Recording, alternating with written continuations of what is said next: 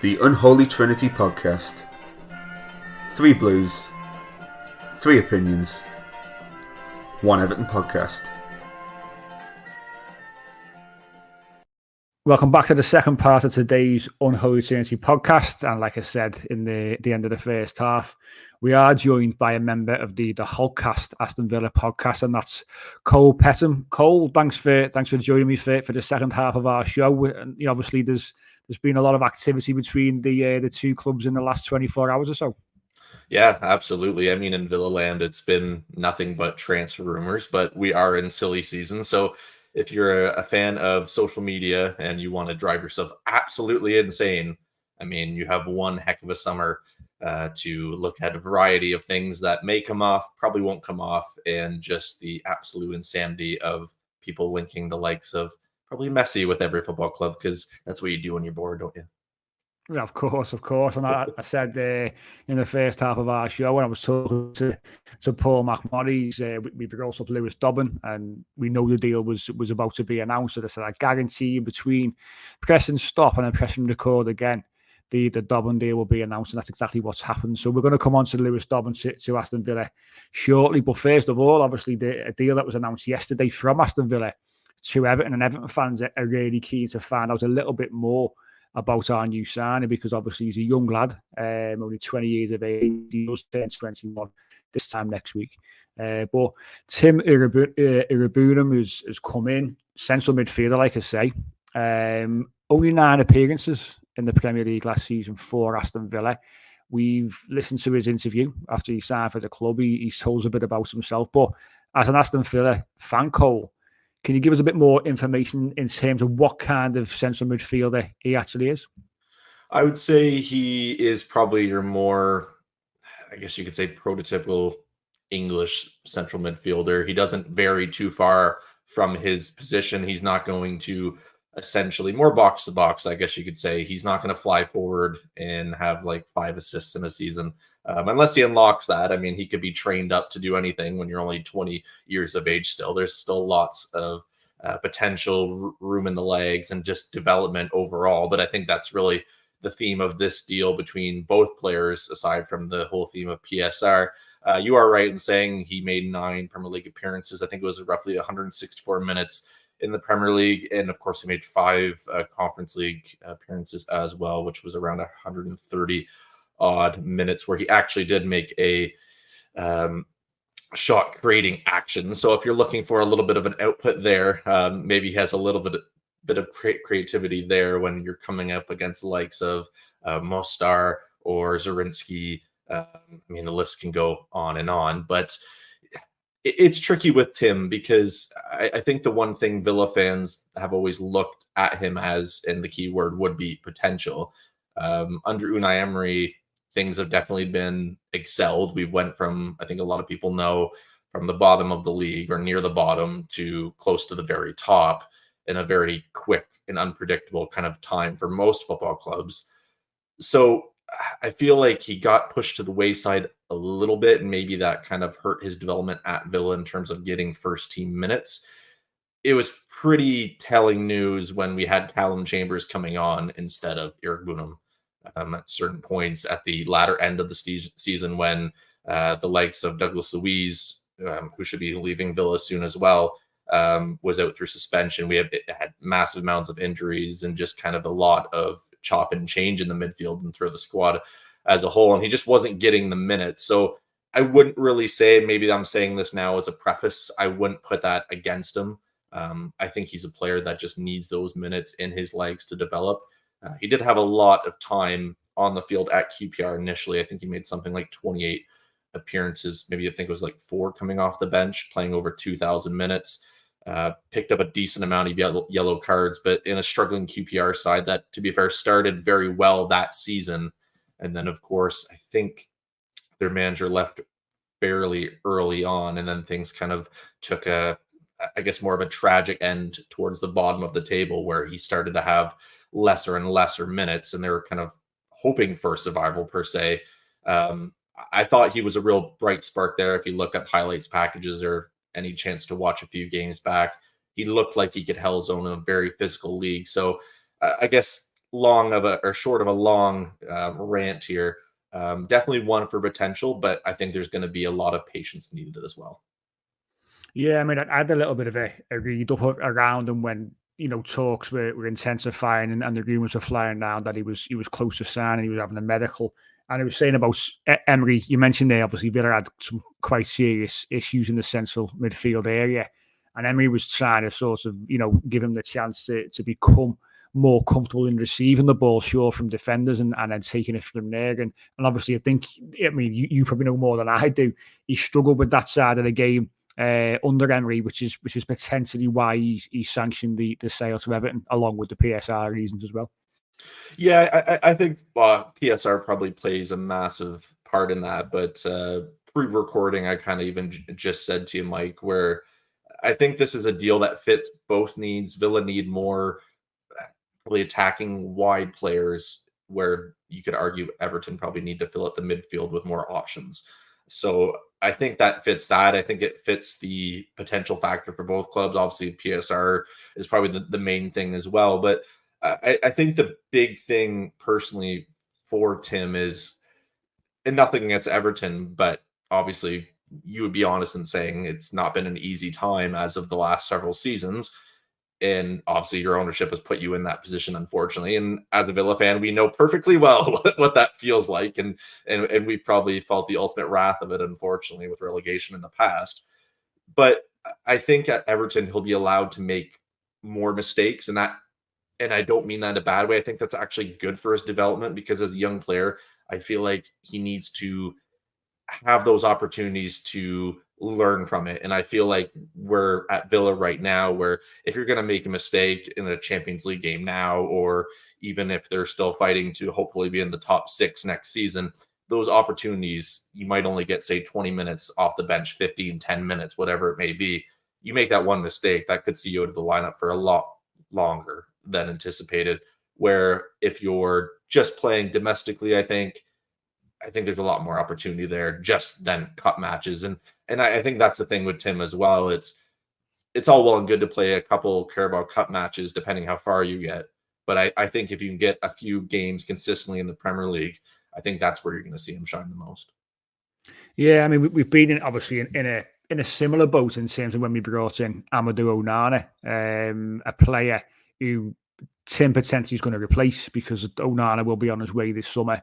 But he came with a hefty price tag, for a young kid at the time, about £33 million, I think at the time.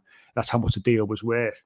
So straight away, the grace period, I think, from Everton fans was shorter because of the price tag. I think hopefully with Tim, the Everton fans will be a little bit more patient. Obviously, it's not a hefty fee. It's quoted at in and around £9 million, for a player of his age and with his attributes and what have you. Then we should be allowing him that bit of time to come in, and he's not going to come into the starting lineup, I don't think, from day one. I think our summer will consist of we've tied down just a Garner Gay to another year.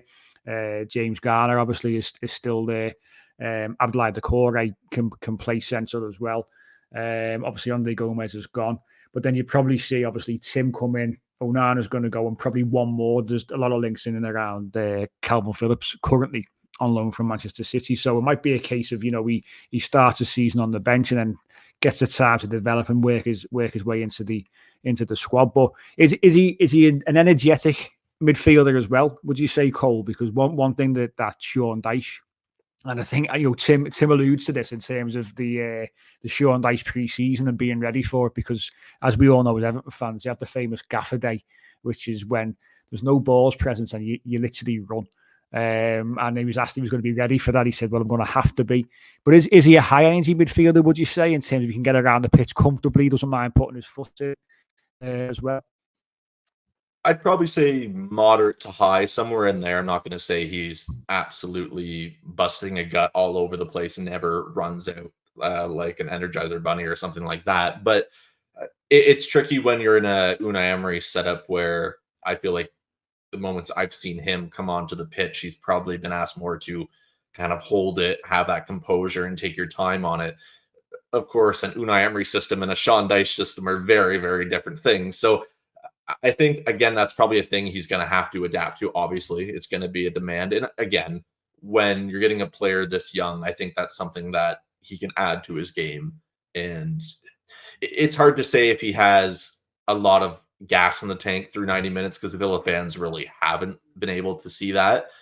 But I think when you look at academy clips and a few games that I've been able to watch online of the academy when he's in there, he did seem like he was able to kind of outlast some players that you maybe not expect him to. So I think there's a lot of growth there, but in terms of energy and fitness and things like that, I don't think there's any concern.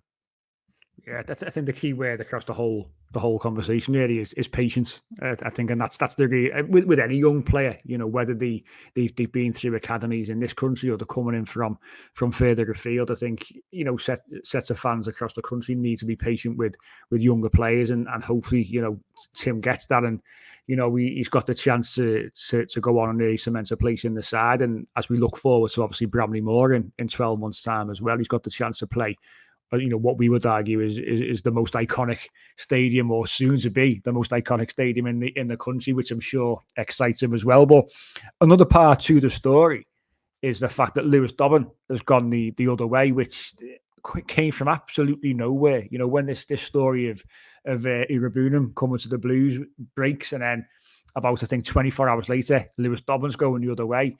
We know, obviously, all the conversations around PSR compliance and what it would mean for both clubs in terms of doing these deals to each other. But Lewis Dobbin obviously has been confirmed today. He has signed for Aston Villa for a reported £10 million fee. Both fees very, very similar. What's your take on that signing, Cole? Because as I say, from our perspective as fans, we very much saw him as part of the future of the club going forward. From what we'd seen of him in limited game time, to be fair, last season, I think if we had more options available out wide, he probably would have been loaned again. That wasn't the case. So he was in the squad all season. He made, I think, 12 Premier League appearances last season, scoring that one goal against Chelsea. Fantastic finish. And one of my moments of the season, just for the pure, how it was just so natural. It was just fantastic. Not on the Sean Dyche said about there's no dancing when he scored, nothing choreographed. It was just pure relation, pure emotion. Fantastic moment for him and for us. He's 21 years of age.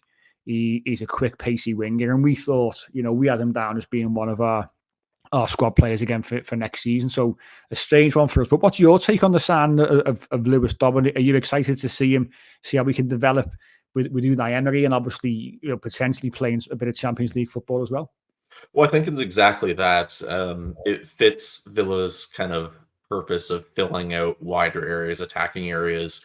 I think the biggest thing that Villa have learned, probably we've learned as a fan base, and probably the football club, aside from Unai Emery, who kind of saw it coming and mentioned this at the start of last term, was that you need a set squad and you need so many players in every position. And I think we definitely...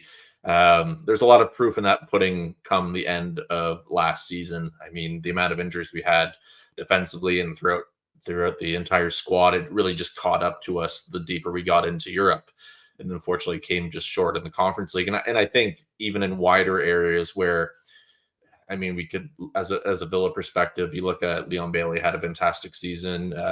Nicolo Zaniolo came in, and I mean, to be fair, he got us a few vital points against West Ham and Sheffield United and saved the day there. But aside from that, really didn't pull up any trees. But I think the one thing Villa have been missing is probably a younger prospect winger, I guess you could say.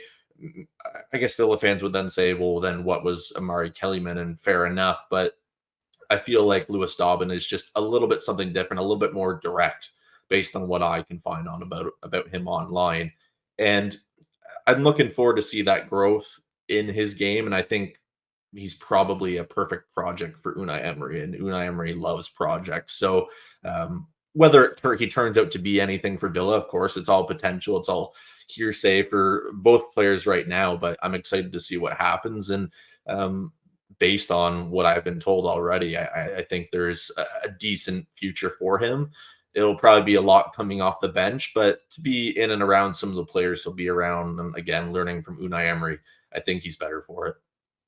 Yeah, I think when young players do move on, as golden as it can be for the club that they're leaving, and it is, as I say, we saw him as a part of our squad for next season. He's moving to a club who was certainly riding the crest of a wave. Like you say, you're probably ahead of where you thought you were going to be. You know, gaining Champions League football is incredible in that short space of time. We always go back to, there was a time when obviously Steven Gerrard got sacked from the club, and we had obviously Benitez at the same time. And we were in and around the same positions in the league at the bottom of the table. And Aston Villa pulled the trigger and went, no, he's gone. Brought in Unai Emery. And I mean, that season, he got European football in that first season that he came in, which was some turnaround. And then since then, Villa have just gone on and to gain Champions League football has been some rise.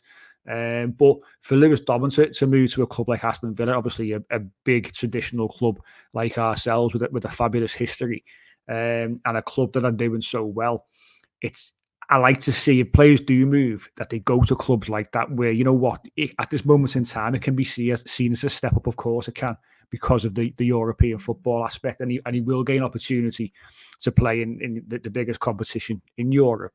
And I can only see him going one way, and it's exciting, I think, for him to move to Villa and get the chance to show you all what he can do. But like you say, he is direct, he is pacey, cut inside on that right foot.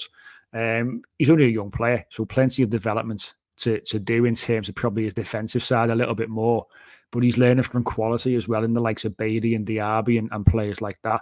And with a striker in Ollie Watkins, who was in fabulous form last season. I'm sure that he can strike up a good relationship with him as well. But it's I'm interested to see how it goes and how he does develop in his time at the club.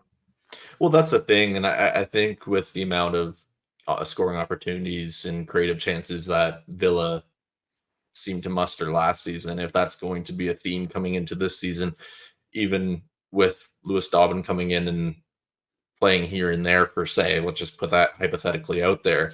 I mean, the opportunity will be there to probably contribute with a few assists or a few goals. And even if it's some primarily appearances off the bench the first season, if you can contribute a little bit in that side, in my opinion, and who knows, maybe he does something positively in a Champions League appearance if it comes to that, the amount of confidence I think that gives a player to even go into the next season after that, let's say, I think there's definitely a positive kind of notion there. But unfortunately, and this is how football fandom is now, we have to worry about the X's and the O's with the financial side of thing. I think the deal overall is, if it works out for both sides, which, let's be honest, rarely does it ever, but we'll have to wait and see with this one and hope it does. But if it does for Tim and it does for Lewis, I think the thing you can also look at is potential value if they do want to move on. Maybe a £9 million batch of players becomes a 20 million or something like that. I hate that's what we have to discuss, but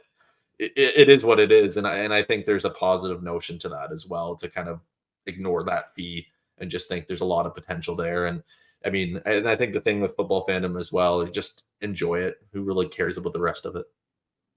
Exactly right, and I've said it time and again, especially given what we've gone through as a football club in terms of PSR over the last couple of years, and as fans, we shouldn't have to concern ourselves with this kind of thing. And the main thing is, is the deal good for both sides?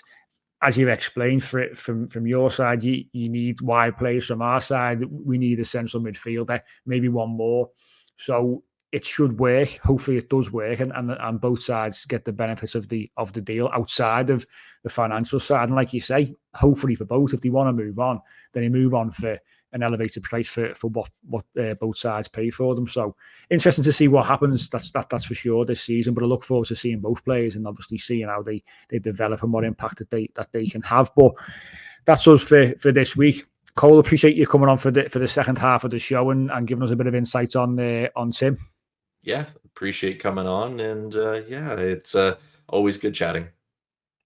Cheers, Cole. Thanks a lot, mate. And we'll be back ourselves very shortly. As you know, it's a busy time for the club with takeovers, with transfers, with the new ground. We're going to Goodison Park's final season, of course.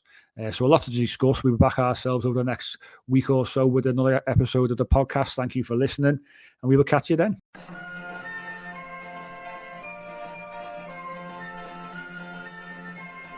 the Unholy Trinity podcast. 3 Blues, 3 opinions, 1 Everton podcast.